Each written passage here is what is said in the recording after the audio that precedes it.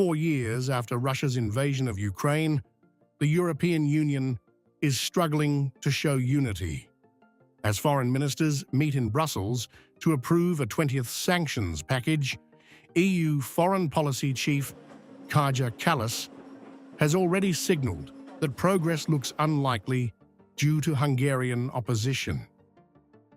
Tomorrow marks the 4th anniversary of this horrible war, so of course there's going to be discussion on the 20th sanctions package, but as you all know, I think there is not going to be progress regarding this today, but we will definitely make this push.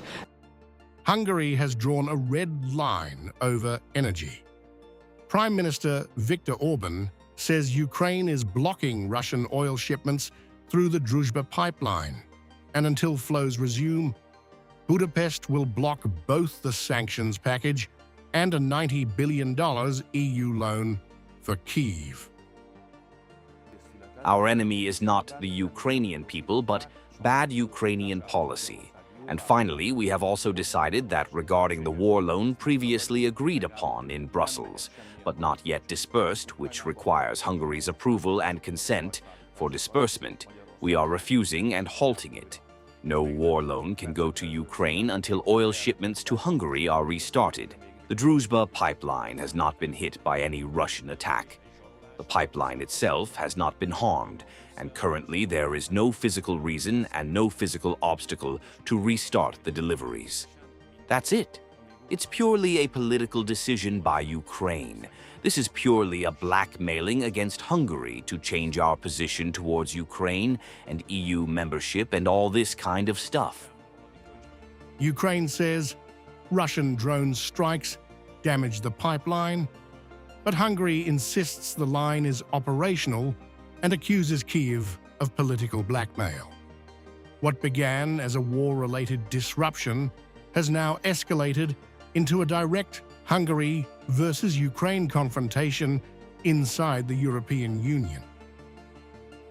Slovakia has now joined Budapest's position. Prime Minister Robert Fico has accused Ukrainian President Volodymyr Zelensky of deliberately halting oil transit and is threatening reciprocal action. What the Ukrainian president is doing will, of course, lead to reciprocal measures.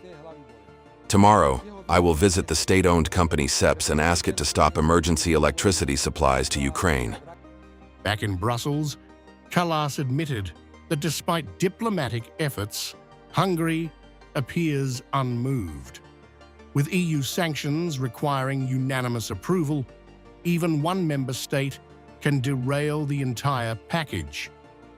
We are, of course, doing our utmost to have this sanctions package to push this through, and I've talked to the member states who are also going to, raise this and convince the countries who are blocking, and we are also looking ways how we can do it. But as we have heard some very strong statements from Hungary, that's why I don't really, see that they are going to change this. Unfortunately, today, this position that they have.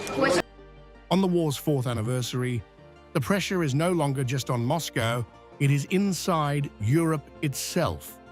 If Hungary maintains its veto, the 20th sanctions package could stall, Ukraine's funding could be delayed, and EU unity could face its most serious internal fracture since the invasion began.